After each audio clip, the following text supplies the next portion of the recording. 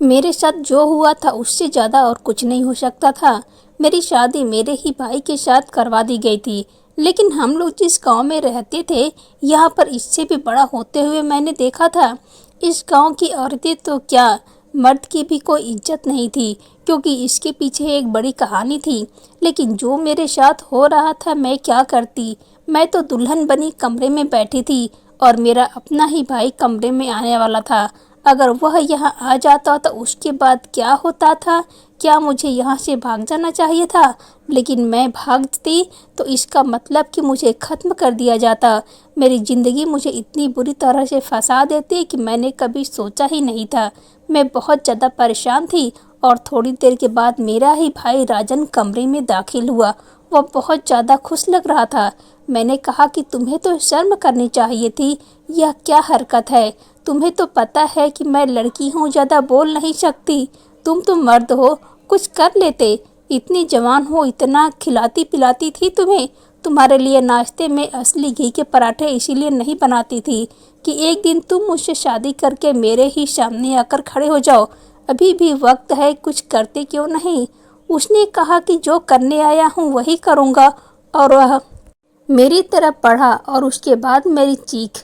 मेरी दादी बताती हैं कि हम जिस गांव में रहते हैं, यह गांव सरकार की लिस्ट में नहीं था। यहाँ के लोग सब कुछ अपने लिए खुद ही करते थे और बहुत ज़्यादा अच्छे तरीके से रहते थे, क्योंकि ना तो किसी को टैक्स देना पड़ता था और ना ही कोई इस तरफ आता था। लोग समझते थे कि यहाँ पर कोई रहता ही नहीं है। जिंदगी की सारी सुख सुविधा इसी में मिल जाती थी, इसलिए कोई बाहर नहीं जाता था। पढ़ाई करके भी किसी को क्या करना था। मेहनत मजदूरी करके ही लोग अच्छा खाते पीते थे और सब लोग एक दूसरे के साथ अच्छे तरीके से रहते थे। कोई ज़्यादा छुपता नहीं था और लड़की लड़की आपस में बात कर लेते थे। दिल में शर्म होती थी। लेकिन उसके बाद न जाने क्या हुआ कि हमारे गांव को किसी की बुरी नज़र लग गई। वैसे तो हमारी ज़रूरत की सारी चीज़ें हमें गांव से ही मिल जाती थी।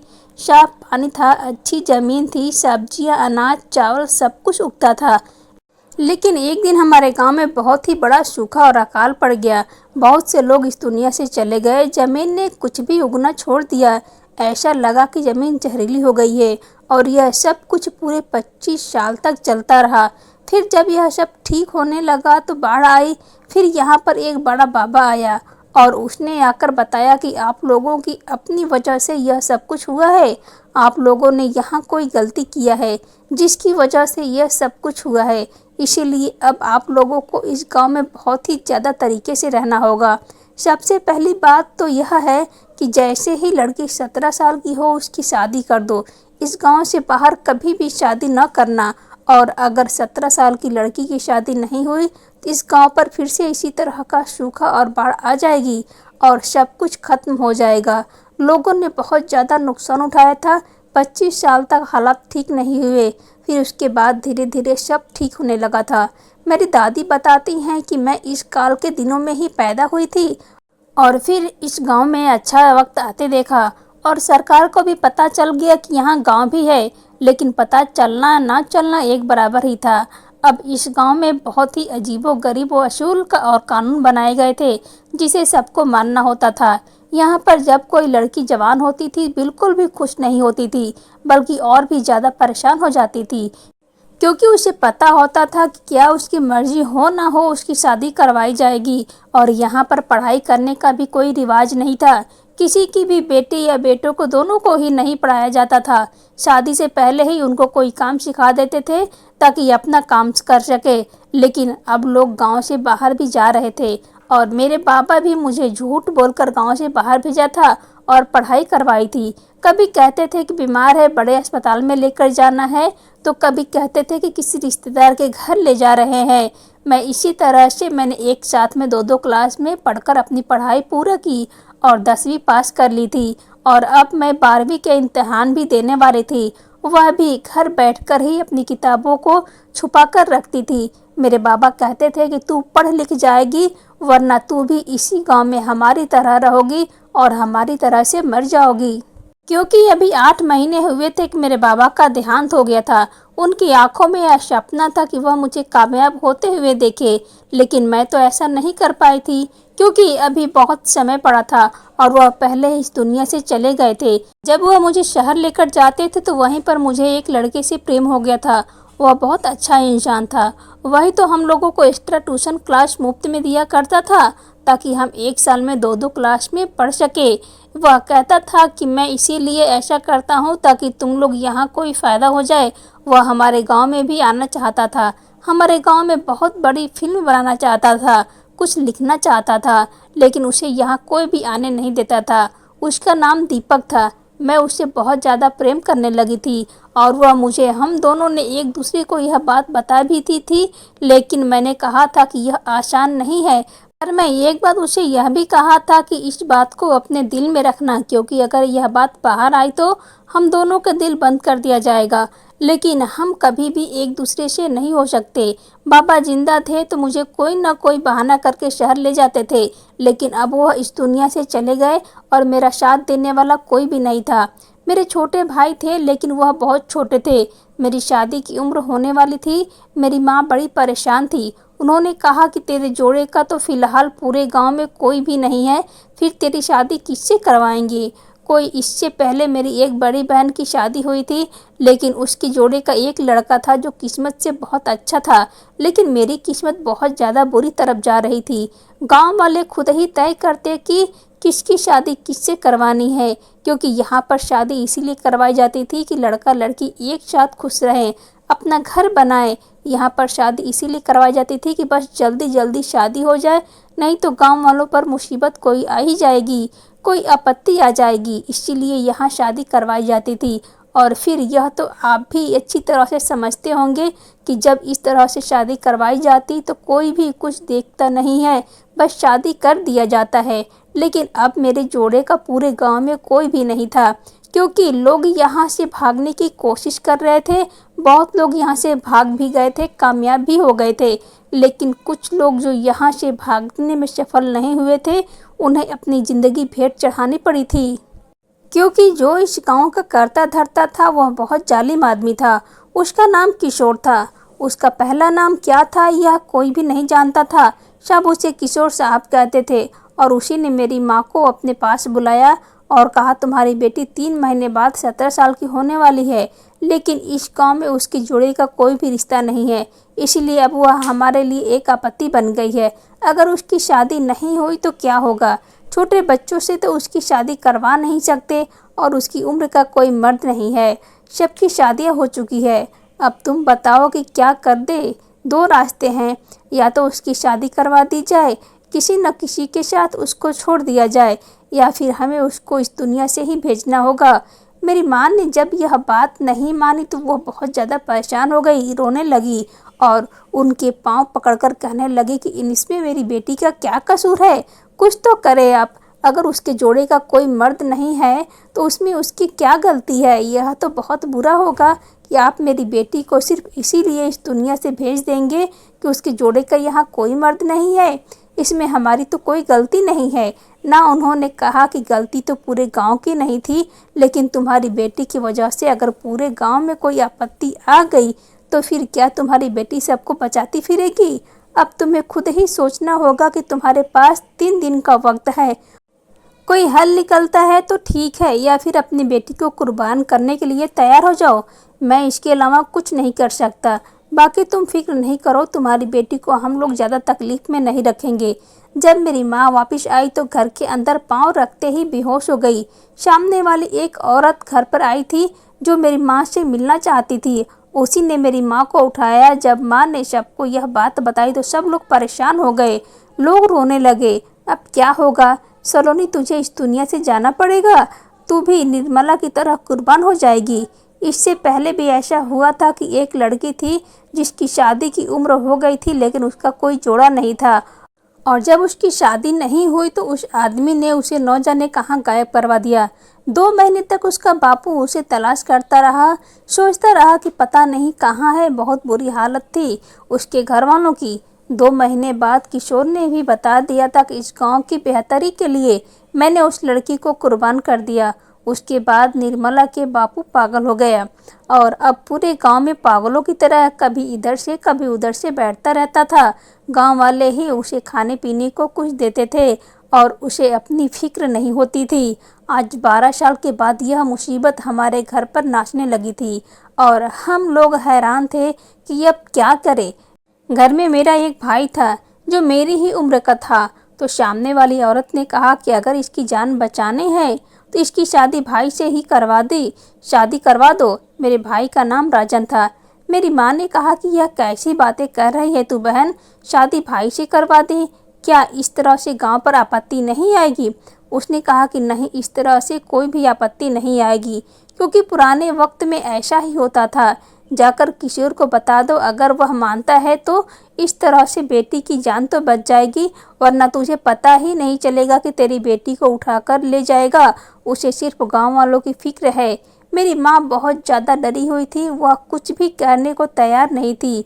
एक माँ अपनी संतान को जान बचाने के लिए कुछ भी करेगी, ऐसा तो हो ही नहीं सकता कि वह हाथ पर हाथ रखकर बैठ जाएगी। जब मैं यह सुना तो मैंने कहा कि मैं कभी भी राजन से शादी नहीं करूंगी। वह तो मेरा भाई है, मैं उससे शादी कैसे कर सकती हूँ? यह सब क्या हो रहा है आप लोग? इससे अच्छा है कि मुझे ही इस दुनिया से जाने दो, ताकि मेरी वजह से किसी पर भी कोई आपत्ति न आए। घर में तो ऐसी ही लड़ाइयाँ झगड़े होने लगा था जैसे हमारे घर में कोई बहुत बड़ा तूफान आ गया है। पहले मेरी माँ ने उस औरत से लड़ाई की, फिर राजन ने मेरी माँ ने लड़ाई की थी, और यह सब क्या है कि फिर मैं अपनी माँ को बातें सुनाई। फिर मेरी माँ ने मुझे एक थप्पड़ लगाया और कहा कि इस वक्त तेरी जान ज़्यादा ज़रूरी है ना यह सब कुछ। और यह कैसे हो सकता था कि मैं सोच भी नहीं सकती थी। मैं अपने कमरे में चली गई और अपने आप को अंदर से बंद कर लिया। पर थोड़ी देर बाद मुझे पता चला कि मेरी माँ किशोर से बात करने के लिए जा रही है। मुझे उन्हें रोकना चाहिए था, पर मैं कैसे रोक दी मुझे पता ही नहीं चला। वह कब घर से निकल गई, उसने अब क्या करना था, यह भी बहुत बड़ी बात थी। लेकिन मैं तो किसी और लड़के को पसंद करती थी। सोचा था कि किसी तरह से उसी से शादी कर लूँगी।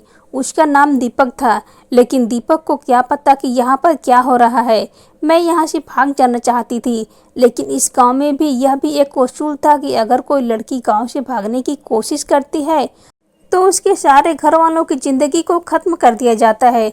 नहीं नहीं, मैं यह नहीं कर सकती थी।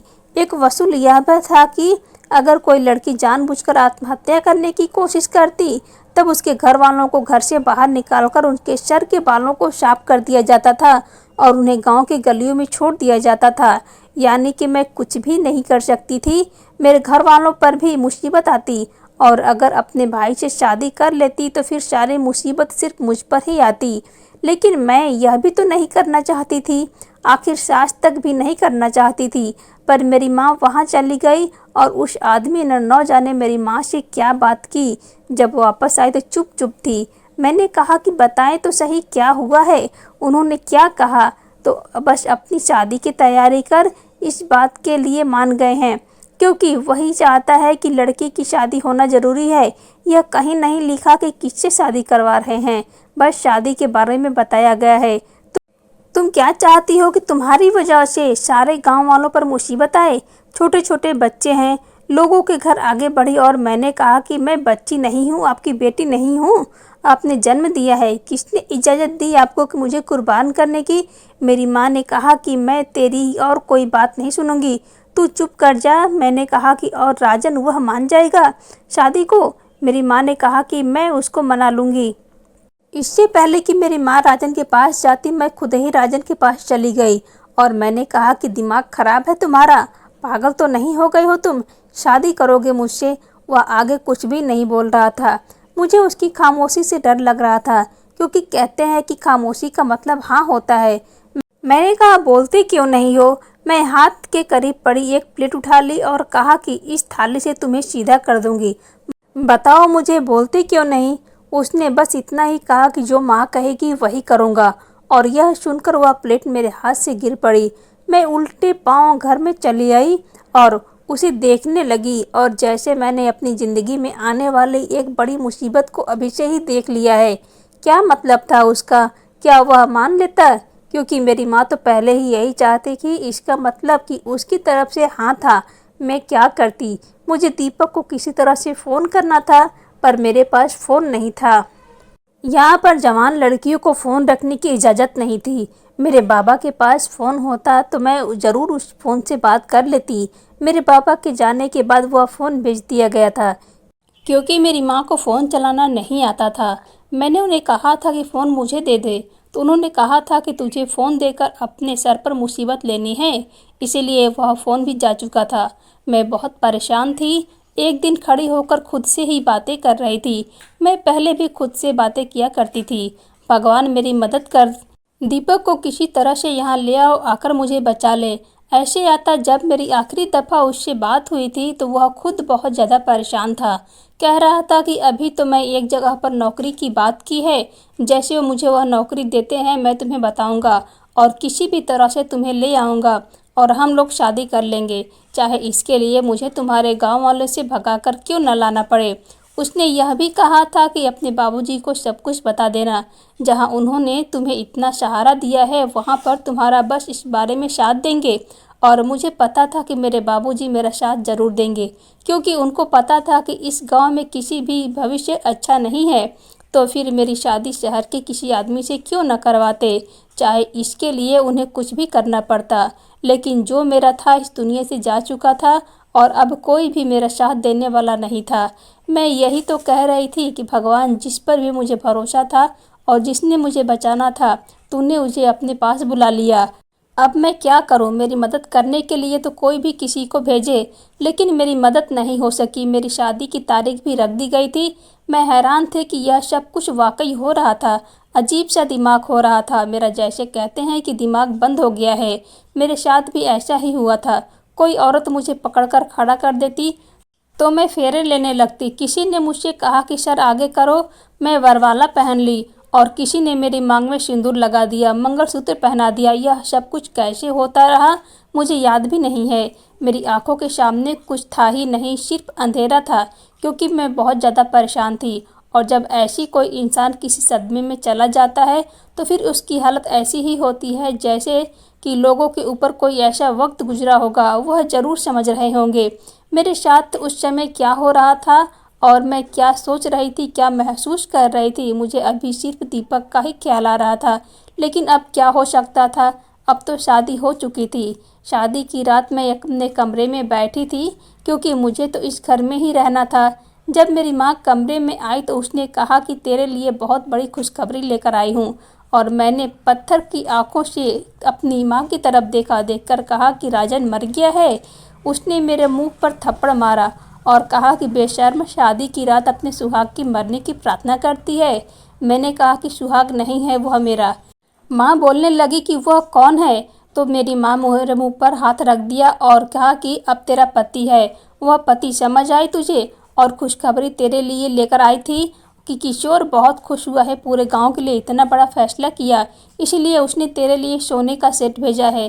ठीक से देख इस सोने के सेट को, हम सब बिक भी जाते ना तो भी यह सोने का सेट न बनवा पाते तेरे लिए। उस सोने के सेट को देखा और उसे एक तरफ फेंक दिया। मेरी माँ शायद फिर से मुझ पर हाथ उठाने लगी थी, लेकिन यह सोचकर रुक गई होगी कि अब तो मैं दुल्हन बनी बैठी हूँ और उसे ऐसा नहीं करना चाहिए। मैंने कहा कि इतना घबराने की ज़रूरत नहीं है, एक थप्पड़ से क्या हो जाएगा, आपने तो मेरी सारी ज़िंदगी को बर्बाद कर दिया। अब आप मुझे ताप एड़ी मारे। मेरी माँ ने कहा कि कुर्बानी दे दी जो फिर उसको निभाना भी सीखो। तुम्हें पता है ना कि तुम्हें क्या करना है। ज़्यादा मासूम बनने की कोशिश ना करो। 2-4 दिन मुश्किलें लगेंगे, फिर सब ठीक हो जाएगा। मैं तो हैरान हूँ कि मेरी माँ कैसे इतनी जालिम हो सकती थी। वह कमरे से चली गई, मैं बैठी रो रही थी। अब जिस कमरे में आना था वह राजन ही था। मैं तो यह सोचकर हैरान थी कि उसको ज़रा भी शर्म नहीं आई और उसने यह सब कुछ किया। इसका मतलब कि वह खुद भी ऐसा करना चाहता था, लेकिन ऐसा क्यों करना चाहता था? ऐसी भी क्या बात थी? वह तो मेरा भाई था। उसके दिल में ऐसी क्या बात थी कि वह यह सब कुछ करने के लिए तैयार हो गया था? मैंने रोना शुरू कर दिया और मेरी चीखें बाहर तक जा रही थी। बाहर से किसी ने कहा कि ऐसी आवाज़ें तो आएंगी, परेशान होने की कोई ज़रूरत नहीं है। मुझे बहुत बुरा लगा और थोड़ी देर के बाद दरवाजे में हलचल की आवाज़ आई थी। मैंने सोचा कि मैं दुल्हन क्यों बनी बैठी हूँ। मैं उसके लिए दुल्हन क्यों बनी बैठी हूँ, मुझे तो कपड़े बदलने चाहिए। लेकिन जैसे ही मैं कपड़े बदलने के लिए जाने लगी, राजन कमरे में आ चुका था। मैंने भी उस पर हल्का सा हाथ नहीं रखा था। उसने मेरे साथ इतना बुरा किया था। शादी तो हो गई, इसका मतलब यह तो नहीं था कि हम पति पत्नी की तरह रहने वाले थे। मैंने फौरन कह दिया कि शर्म नहीं आई इस कमरे में आते हुए, कहीं जाकर डूब मर जाए तो ज़्यादा अच्छा होता। इसने कहा कि मेरी बात सुनो, क्यों पागल हो रही हो। मैं फिर से चिल्लाने लगी और मैंने कहा कि हाँ, मैं पागल हो गई हूँ, मैं वाकई पागल हो गई हूँ। अगर तुम मेरे करीब आए तो मैं तुम्हें ख़त्म कर दूंगी। फिर भाड़ में गया यह गांव, भाड़ में गई मेरी ज़िंदगी। मुझे किसी से भी कोई भी फ़र्क नहीं पड़ता। मेरी इस बात पर वह हंसने लगा। मुझे तो गुस्सा आने लगा था। क्यों हंस रहा था वह? क्या मेरी हालत पर हंस रहा था? क्या मेरी बेबसी पर हंस रहा था? यह सोचकर हंस रहा था कि आज मैं किस जगह पर खड़ी थी और कितनी मुसीबत में फंस चुकी थी। उसने कहा कि गांव वालों को तुमने बचा लिया है, अब वह सब मामले को ख़त्म हो गया है, लेकिन अब मैं तुम्हें बचाना चाहता हूँ। यह सुनकर मैं हैरान हो गई कि वह मुझे कैसे बचाएगा। उसने कहा, मैंने सारा इंतजाम कर लिया है। हम 2-4 दिन इसी घर में रहेंगे और सबको यह दिखाएंगे कि हमने दूसरे को कबूल कर लिया है, और उसके बाद हनीमून पर जाने का बहाना करके हम शहर चले जाएंगे। वहाँ पर दीपक पहले से ही तुम्हारा इंतज़ार कर रहा है और उसको भी सब कुछ पता है हमारी शादी हुई है कि नहीं हुई है। मैंने पहले ही प्लान बना लिया था और यह सब करने के लिए सोच भी लिया था। तुम्हें क्या लगता है कि मैं तुमसे शादी करता?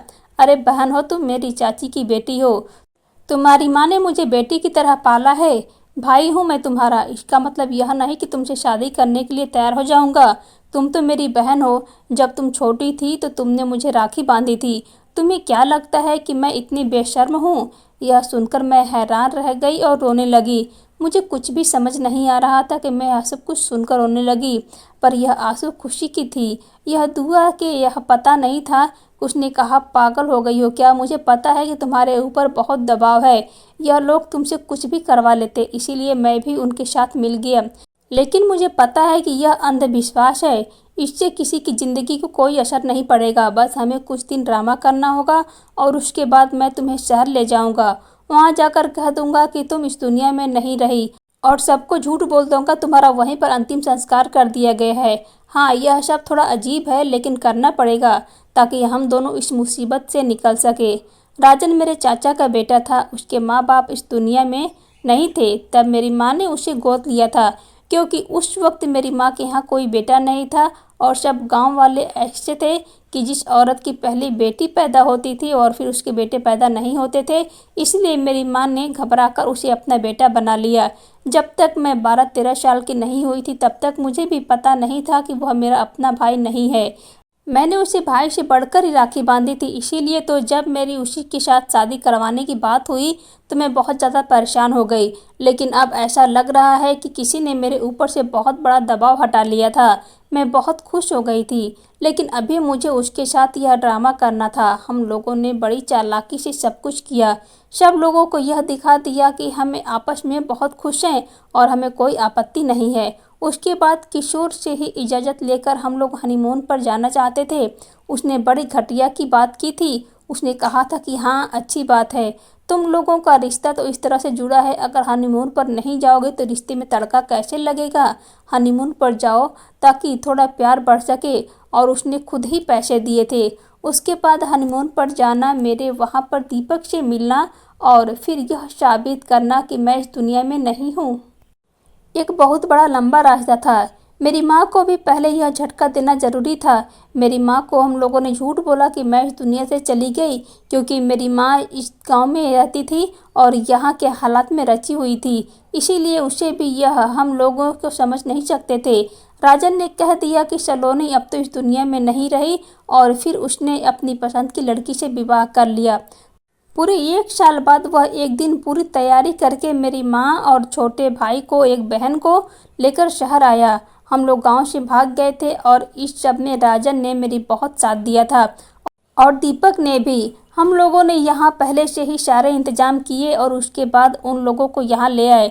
जब मेरी माँ ने मुझे 1 साल बाद देखा तो मेरी माँ हैरान रह गई। मुझे लगा था कि वह बहुत ज़्यादा गुस्सा होगी, लेकिन गुस्सा नहीं हुई। उसने कहा कि तुमने बिल्कुल ठीक किया। शायद उसे मैं समझ न पाती, लेकिन अगर वाकई तुम्हारी शादी राजन से नहीं हुई फिर भी उस गांव में कोई आपत्ति नहीं आई, तो इसका मतलब कि केवल यह सब कुछ झूठ था। तुमने बहुत अच्छा किया और मैं बहुत खुश हूँ कि आज तुम्हारी वजह से तुम्हारी छोटी बहन के साथ ऐसा कुछ नहीं होगा। हमने उसे यहाँ पर स्कूल में डाल दिया था और वह पढ़ाई कर सके, थोड़ा बहुत पढ़ लिख सके। अब मेरी माँ भी उसी गली में रहती है जहाँ मैं रहती हूँ। राजन ने वहाँ पर घर बना दिया, उसकी पत्नी भी बहुत अच्छी है। हम लोगों में आना जाना भी रहता है और दिल में खुशी भी रहती है कि मेरी माँ भी मेरे साथ है और बिल्कुल सुरक्षित है। यह खुशी बहुत बड़ी है। यह कहानी मैं इसीलिए सुना रही हूँ क्योंकि अब मैं उस माहौल से निकल चुकी हूँ, लेकिन बताना चाहती हूँ कि अभी भी इस समाज में क्या कुछ हो रहा है और हम समझते हैं कि बड़ी तरक्की हो रही है, सब कुछ बिल्कुल ठीक है, लेकिन असल में सब कुछ इस तरह से है जिसके दिमाग बंद है उसके दिमाग अभी तक भी बंद ही है। इसीलिए हम लोगों को यह समझना चाहिए कि अंधविश्वास को छोड़ दें, ऐसा कुछ नहीं होता। गांव में एक दफ़ा अकाल और सूखा आया तो वह भगवान की तरफ से एक आपत्ति थी जो खत्म हो गई, लेकिन उसके पीछे इतने सारे लोगों की ज़िंदगी खराब कर दिया गया, यह कहाँ का इंसाफ था। शुक्र है कि हम वहाँ से निकल गए और हमारी ज़िंदगी अब बहुत अच्छे से चल रही है। दोस्तों, कहानी को लाइक, शेयर और चैनल को सब्सक्राइब ज़रूर करना।